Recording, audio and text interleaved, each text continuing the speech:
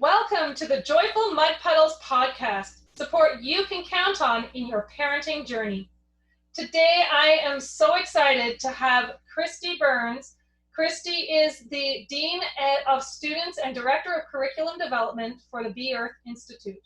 Dr. Kristie Burns has a BA in Anthropology and Linguistics from Northwestern University in Evanston, Illinois.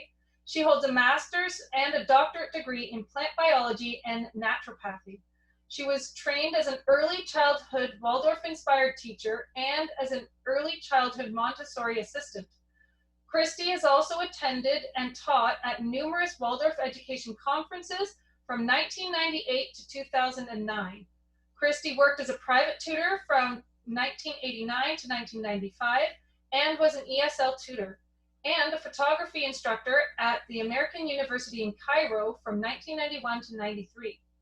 Dr. Burns taught classes and served as the director at a Waldorf-inspired enrichment school in an international community for 4 years and at a Waldorf-inspired enrichment school in Iowa for an additional 6 years. Kristie Burns has been creating Waldorf-inspired curriculum with a consulting board of professional Waldorf teachers since 1994. Dr. Burns taught at a private Montessori school in 2006. Kristie's also a certified wildlife educator for the ZAA, and in your free time, you're an incredible photographer. Oh yeah, I love photography, yeah. Yes. So tell us, is there anything I missed in the introduction? I have 3 kids. Yes. And they're doing amazing things too, aren't they? Yeah, they all turned out to be completely different, which is, I mean, no surprise, but they all took completely different paths in life, which is so fun because I love studying the temperaments. Mm-hmm. And it's so fun to see how they sort of really went off on 3 different tangents. So that's amazing.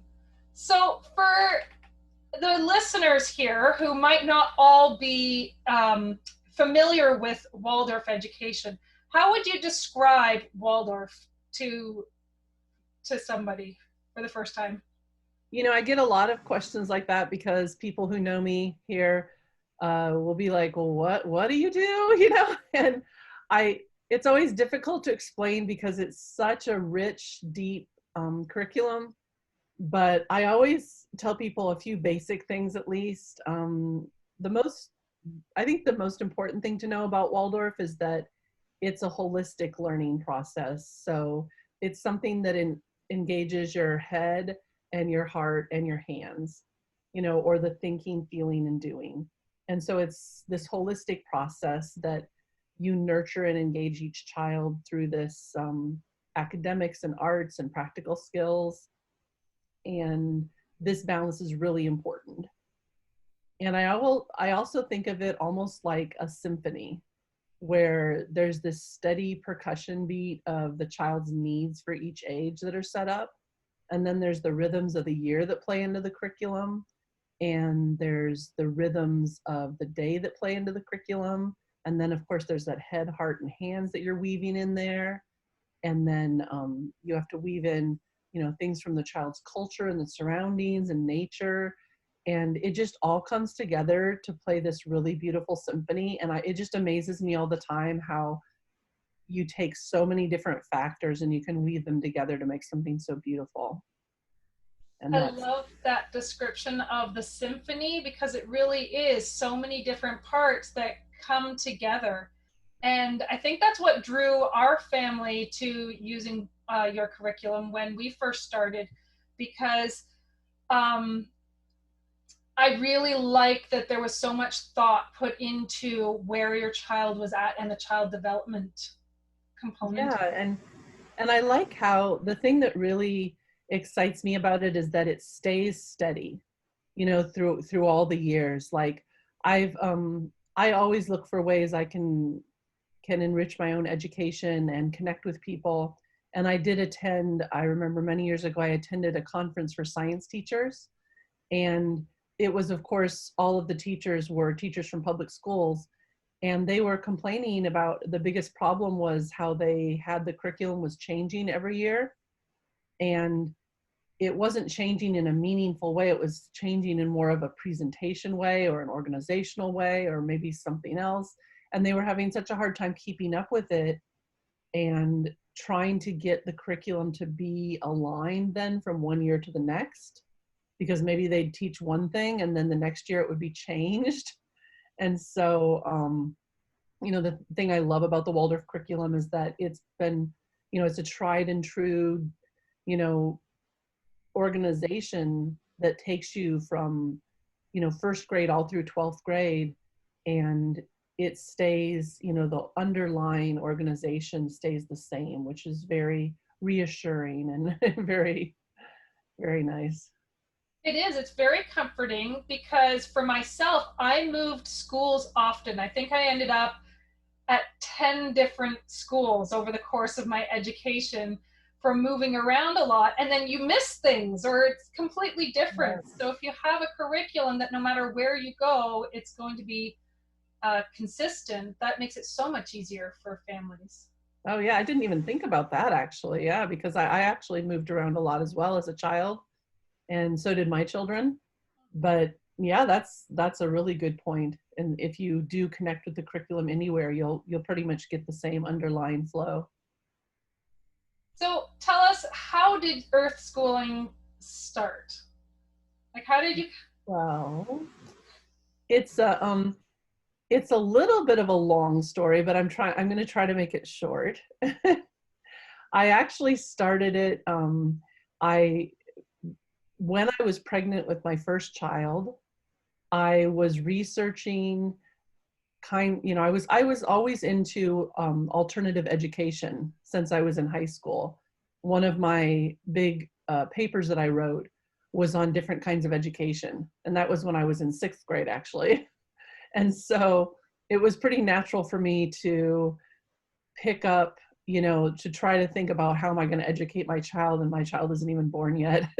So somebody who knew me really well gave me a copy of You Are Your Child's First Teacher by Rahima Baldwin. And the minute, after finishing that book, I said, oh, yeah, this is what I want to do. And so I started to pursue this method of education for my child. And, she wasn't even born. And my husband was saying, what are you doing? We don't even have a child yet. Why are you creating lesson plans and thinking about this? And, I knew it would take planning, and so I started. But then I found myself, I was overseas. It was 1994. And it was long before, it's hard to imagine, but it was long before Facebook or Instagram or even any of this online learning was popular.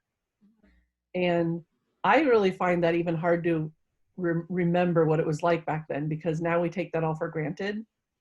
But all of a sudden, when I'm there, my connection with everything was just gone, because we had dial-up internet. And even if you did look online, there was nothing. And so I was so isolated. And I tried to find like-minded people online, but it was really scattered back then. And so I started using the resources that I did have and created some lesson plans. And at that time, my business was actually Urban Home, which was a natural healing business. And I sold lesson plans through that. But I just felt like, there were no tools available to do much. My child was, going to start, doing some early childhood things. And, so I read some more books and I returned to the United States. I attended all these conferences, and I attended a Waldorf program back in the States for a year. And but even in the United States, we had to travel an hour to get to our Waldorf program. And so we went back overseas, and luckily I met a Waldorf teacher when I was there. And so we took the lessons that I'd been creating, and we decided that we would update them, because what happened was we had in our school had about 42 different countries at one time represented in the school. And that was through all the programs, because we had an early childhood program and a kindergarten program. And we had different early childhood programs because it was very popular. So we had different groups. So we had to update the lessons because all of the material at that time, and actually still today, a lot of the material that's available is very Northern Hemisphere, Western, four-season based. And so I thought, well, that's what Waldorf has to be. And so my original lessons were very much like that. And but then I started to feel uncomfortable about that because my own children are not, don't fit into that. The children that were in the program don't fit, and, all the holidays that people were celebrating somewhere else. And there were no holidays that my own students were celebrating.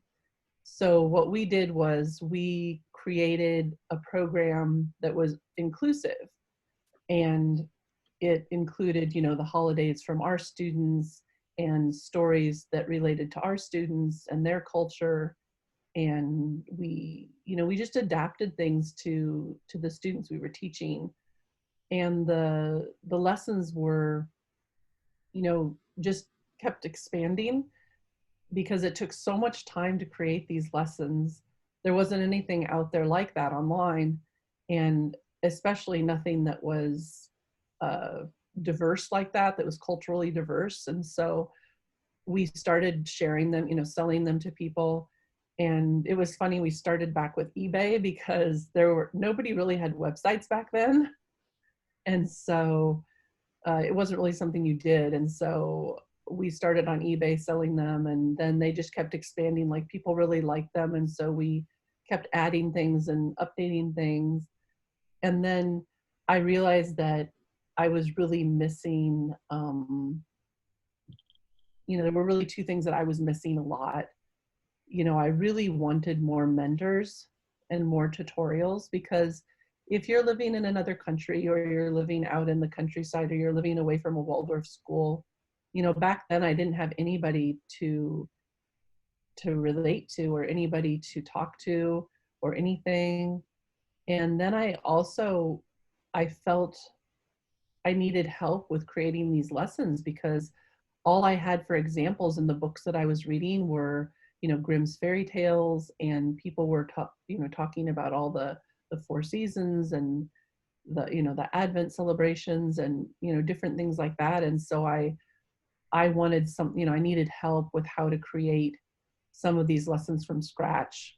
And it was, I did attend every year. I would attend these conferences hosted by Rahima Baldwin, which I really miss now. The day of all the big Waldorf conferences that you do in person sort of ended a few years ago, and now they've really ended. But they were really amazing. But I could not find any mentors online, or any videos or tutorials or anything back then. And so that was where the idea first came, to expand beyond the lesson plans and create something bigger. Because I had this vision. I said, I couldn't find these things, and maybe other people need them too.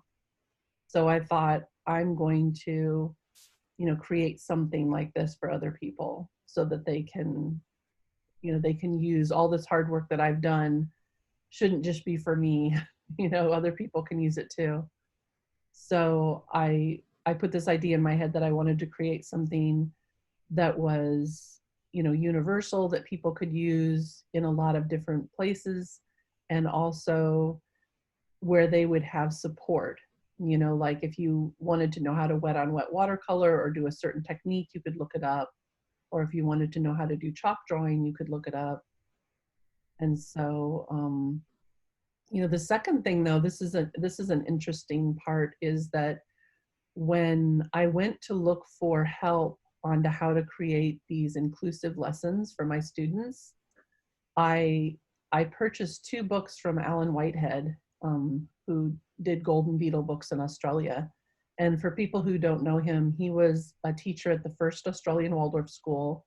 He was actually one of the founders of Australia's second Waldorf school, and he was the founder and a full-time Steiner teacher at the first teacher training facility in Australia.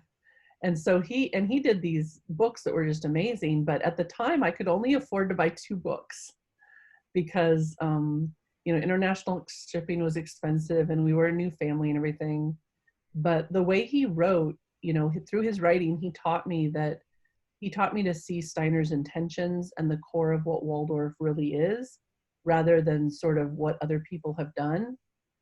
And, you know, a lot of what happens in the Waldorf community today with people, of course, you know, marketing is not unheard of in any community. It filters anywhere. And so you look at a lot of magazines and they're all like Waldorf toys, you know, but there is really no such thing as a Waldorf toy, you know, I mean, as far as like what Steiner said, he didn't, you know, have like a whole set of toys that were supposedly Waldorf. But there's not really a set Waldorf curriculum either. And so Alan taught me just through those two books, you know, how to see that I don't really need to struggle in creating these Waldorf lessons. I just needed to open up my heart and my mind and to see and to be creative. So instead of starting by using other teachers' lessons plans as an example, I would go back to the core of what Steiner said and work from there. And so I learned that like what he said and told his teachers is actually different from what a lot of people present as Waldorf today. And so that way I was able to create something that was a little different. And so that's still my vision today. And I just keep, you know, doing that, you know, like just keep going farther and farther into that vision. I love that what you're doing started for caring for your own family, and then the schools that you taught at. And you're right, once you go to all the trouble and you have all those lesson plans, you might as well share them and use them with other people. That's fantastic. Yeah. And I also really like how you were saying that you went back to the core of what Steiner was saying about what Waldorf really is, like taking that essence, because then you can open it up to being more diverse and meeting people where they're at. Because our world isn't as segregated as it used to be. Like any community now has so many different cultures and perspectives that you really can use your curriculum, and then it's way more inclusive now. Oh yeah, and that's just so important to me. Well, children want to see themselves in what they're learning. They need to make it way more relatable. So being able to celebrate their own holidays and festivals and reading books and hearing stories that represent you is far more meaningful, and really is the whole point of it, isn't it? Yeah, and you know, I wrote down a quote from Alan, which I just love. He said, where is it here? I have something written down. Oh, he said, in spite of widely held beliefs, Steiner never recommended Grimm's tales, rather the living creative approach. He said the newly created tales inspired by the children's own spirit of time and soul of place. And I love that. You know, that he said that the stories we create for children should be created for their own spirit of time and soul of place. And that's just so beautiful. And even, you know, I created the curriculum for my community, and I try to help people see how they can adapt it to their own community. I've kept it as multicultural as possible so that they can find themselves within it. But it's hard, because if you create a curriculum, then you are creating something that, you know, is for you and in the Waldorf world. And so you can't really say, well, this will apply to everyone. And so no matter what you have to adapt it in some way, like maybe change the places in the story or change the names in the story or something like that. But, you know, I've tried my best at least to make it easier to do rather than make it so far off to one end that it's hard to change. So what are some of your anchor points when you're creating curriculum to keep it aligned with Waldorf?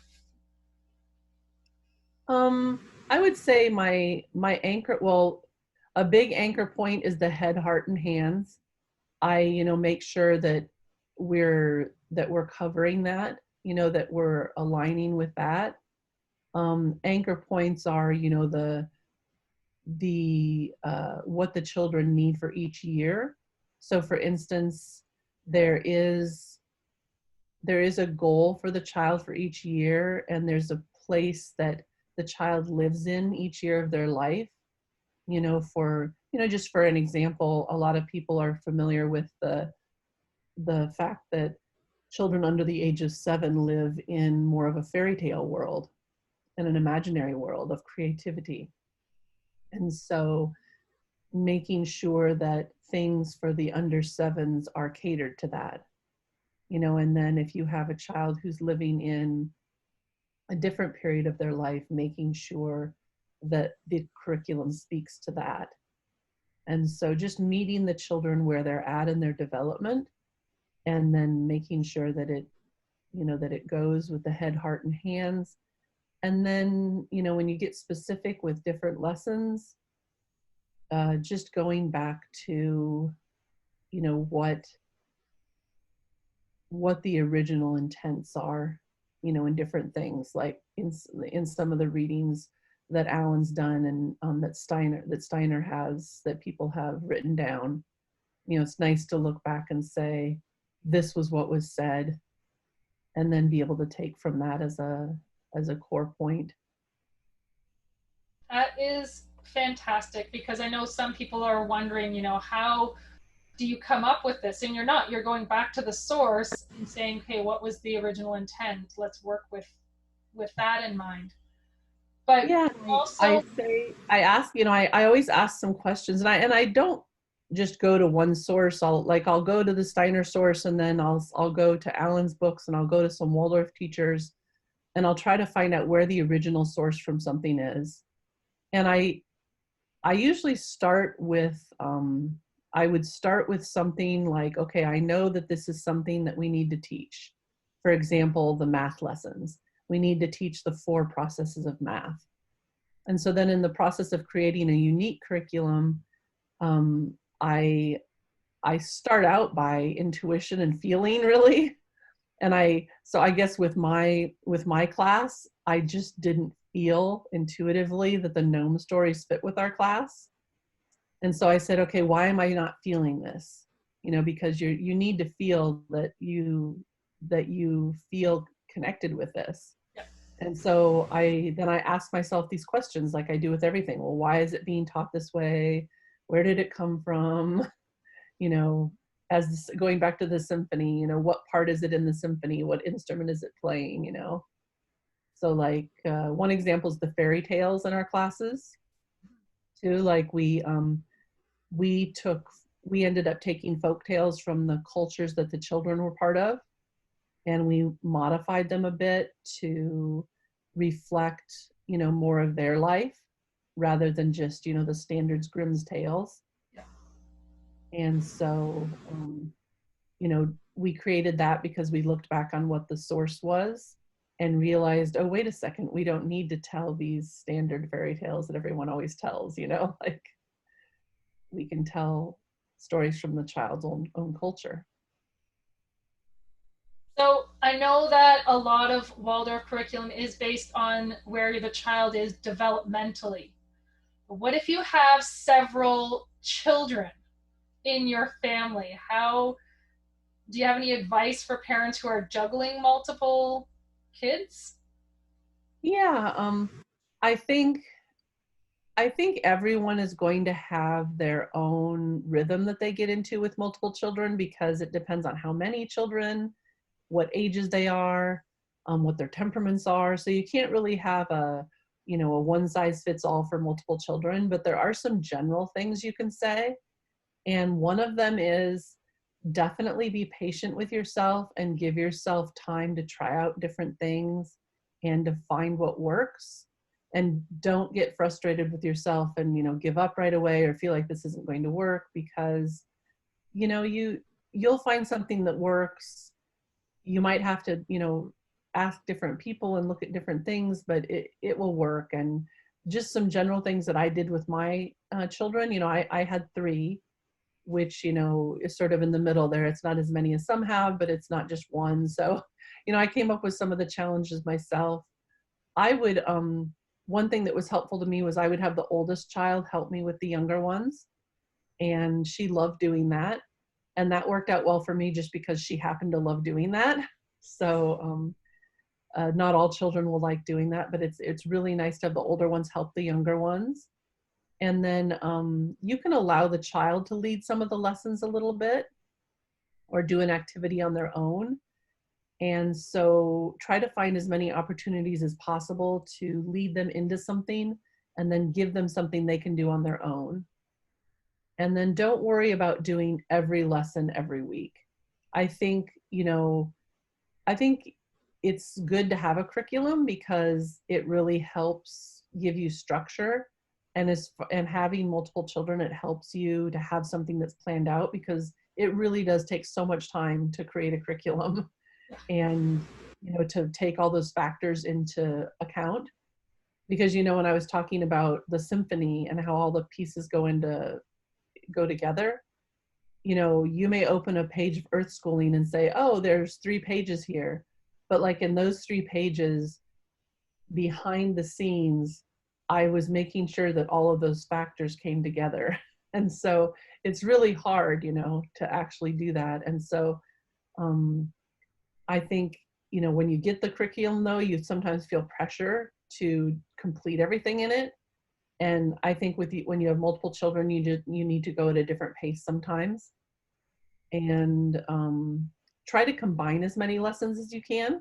That would be another tip. And you can teach lessons at different levels.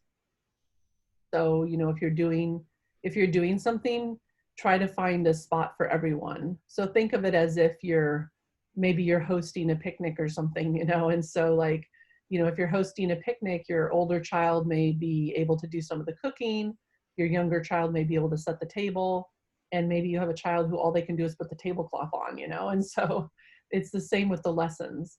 There's always something for somebody to do in the lessons. And another thing is you can stagger lessons. You could, give a main lesson to one child and get them started, and then bring in another child and give them the main lesson and get them started, and then just sort of, do it like that. And surprisingly, the storytelling part is one of the easiest parts because stories are told in such a way that, if you tell the stories for the younger children, the older children will enjoy them as well. And that's because stories speak to each person on the level that they're at.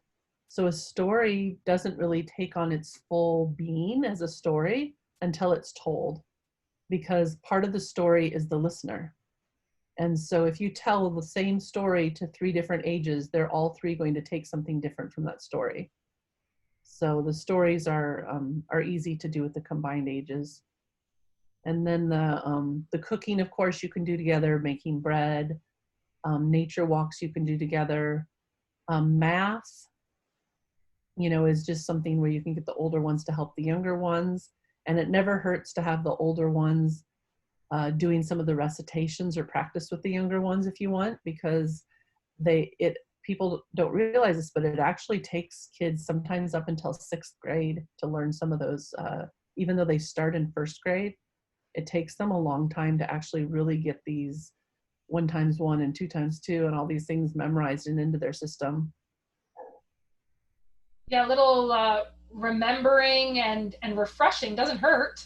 So yeah, even helping a younger one, they're still benefiting from that. Oh yeah, definitely. And sometimes have some backup plans too. Like I would always have, sometimes you just have to let things go. And if you have a day that's just not working, maybe somebody's sick, maybe you're sick, maybe things just aren't flowing very well, always take a step back.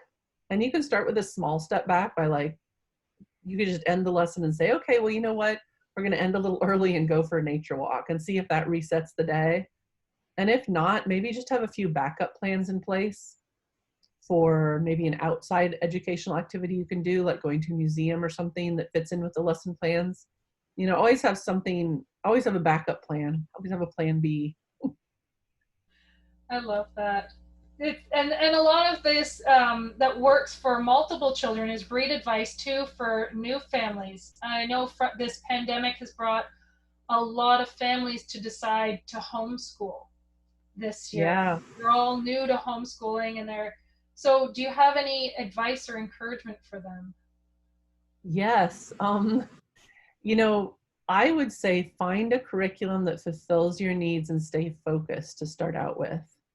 Because, you know, when my children were growing up, like as I talked about, the main issue for me was finding anything at all. Like you just couldn't find anything. But the issue today, I mean, as my children got older and older, I started encountering this issue myself, is that there's too many things now. And so it is so easy to get distracted where you'll get online and you'll be like, oh, you know, maybe this book I bought or this curriculum I bought, maybe this one's better and I'll get this one too. And then you end up with 4 different curricula, or you look at Instagram and you're like, well, why is that kid's main lesson book not as nice as mine? Or, you know, my child's isn't as good as theirs. Or why does this parent's chalk drawings look better than mine? Or, I mean, like or you get distracted, or somebody says, oh, there's this seminar, or oh, there's this happening, or this is happening. And it was so easy for me, and this is me who has a curriculum that I'm committed to, but it was still distracting for me to get out there and see all these things. And they just kept increasing every year. Like I went from the beginning where there was nothing to when I ended homeschooling my children, it was so overwhelming to go online and look at things. I couldn't even handle it some days. I just would avoid it. And so I'd say definitely find a structure and stay focused. And then, you know, then branch out from there. Because I think having a structure to start with helps you stay focused so that you can bring in those other things if you want to, but in an orderly way.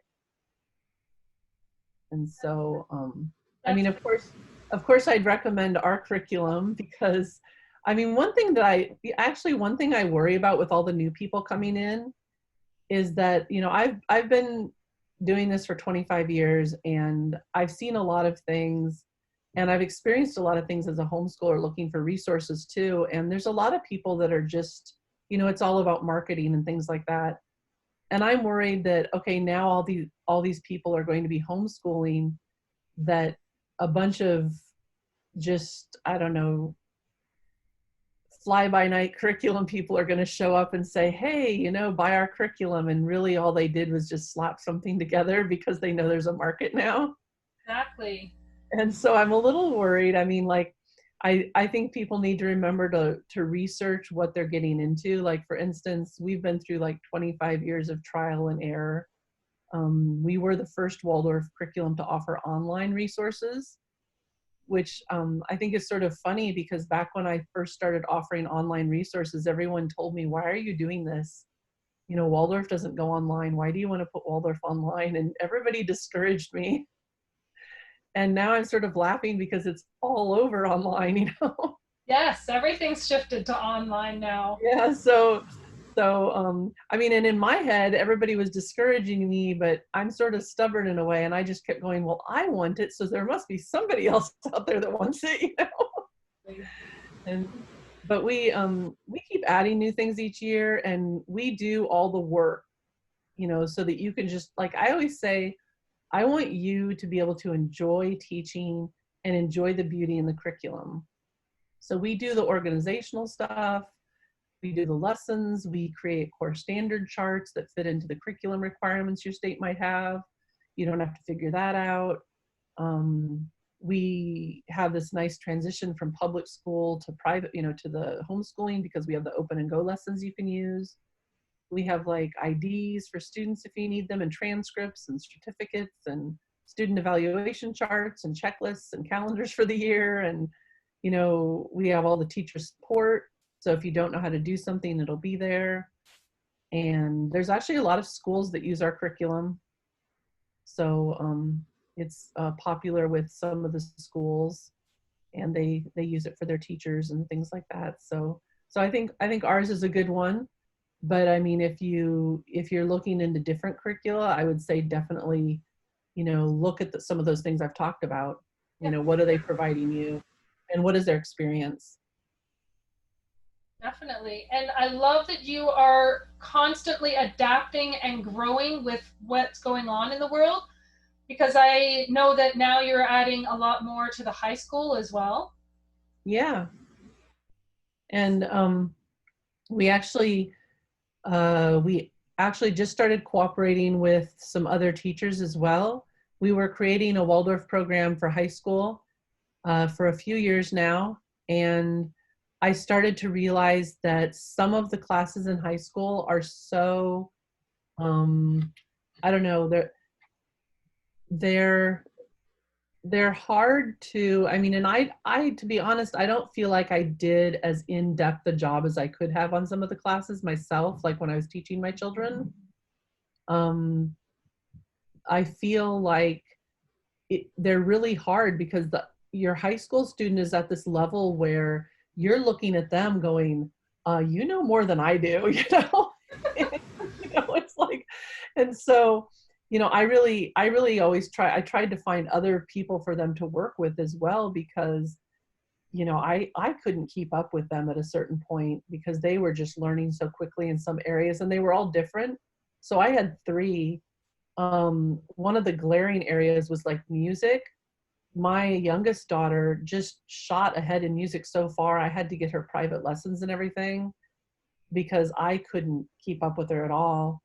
And then my middle son, he was so skilled in like woodworking and things like that. I couldn't teach him some of those things. And my eldest daughter, she was ahead in some things, but it's really good. We're adding some teachers now to the high school curriculum, but we're adding it through a different program. And we started the Be Earth Academy, which is going to be different from Earthschooling. And that's where we're going to cooperate with different teachers to have them actually teach the classes for you for high school students. So I think that'll be useful. Of course, we started with the most difficult ones, which are math, science, and art. And so hopefully we can get some more teachers in the future, but this year we have that for the high school. It's one of the options. You can also opt to just, do it like I did and teach all the classes yourself. We still have that option. That's fantastic. I know that would be reassuring to a lot of parents, because as soon as they hit that high school, I find with homeschoolers, it's sort of half and half if they're going to continue homeschooling, or because they really could do with some more expertise and people who are specializing in those areas. So I love that you're bringing those in to offer that to families. Yeah. Is there anything else that you wanted to share with us, or let us know how we can connect with you? Well, if you have any other questions for me or anything, that's great. We actually have people, sometimes people have questions about Earthschooling. I say the best way to start is just to go to www.earthschooling.com. And I've tried to put a lot of things on that page. Like there's a little video talking about Earthschooling, and there's some charts there talking about, different things that we offer and comparing us to other curricula and things like that. And then I think my favorite place is the Earthschooling Instagram. And it's just at Earthschooling. If you look up Earthschooling on Instagram, we show up. And I share things that other members have done on that page. And then after you go to the landing page of Earthschooling, if you go to the shop page and just click on shop, like don't scroll down on any of the options or anything, but just click on shop, all these icons will come up, and it's really pretty, visual to show you all the things we have available. And then we just opened a freebie page. I guess it took me a long time to figure out this would be useful. I was scattering the freebies all over the website. Okay. And finally decided this year we'll just have one page. And of course, they're still all over the website. So like if you go to the first grade listing, you'll see samples for first grade. But now you can also go to earthschoolingfree.com. So it's just spelled like you'd think, you know, earthschoolingfree.com. And if you go there, you can download 3 free full items. There's a knitting for unicorns, 100 days of nature walks, and Journey of Annalise. You can get all those for free on that page. And then there's a tour through Earthschooling on that page. And there's samples of the curriculum for each grade too. That's fantastic. And I'll make sure I have all of that in the show notes as well for everybody. Yeah. Thank you so much for joining us. I definitely want to have you back again sometime to talk about temperaments. And I mean, you are such a wealth of knowledge. So thank you so much for joining us today. Thank you for having me.